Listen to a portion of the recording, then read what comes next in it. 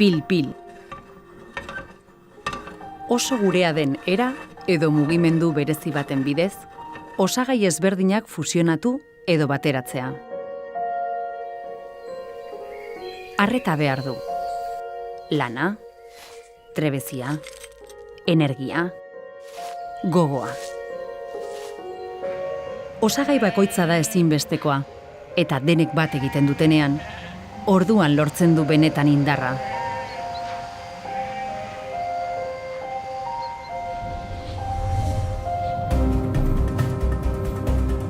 Gure egiteko moduaren adibiderik ederrenetakoa da pil-pila.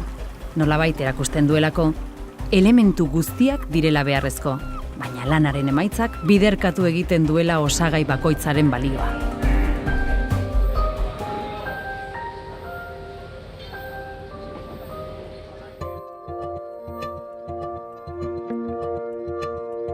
Ikasi dugu taldeak osatzen. Eta ondo dakigu elkarlanean aritzen, baina orain, batzuen eta besteen lana uztartzea dagakoa. Bakoitza txikia delako, baina ezberdinak batuz, handi garelako, eta are handiagoak izan gaitezkelako. Norberaren nortasuna galdu gabe, norberaren helburuak alde batera utzi gabe, baina guztiek bateginik askoz ere etorkizun oparoagoa izan dezakegula jakinik. Katea osatzen dugun guztiok gara beharrezko.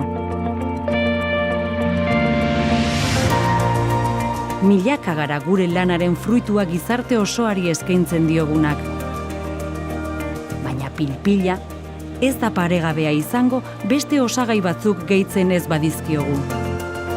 Formazioa, berrikuntza, ekintzailetasuna, jasangarritasuna. Horiekin lortuko dugu gure kultura eta izaera sostengu den sektorean itzoni, benetako indarra eta balioa ematea. Nola egingo dugu pil-pila? Nola egingo zenukezuk? Nik honela egiten dut. Nik honela egiten dut. Nik honela egiten dut. Nik honela. Nik honela.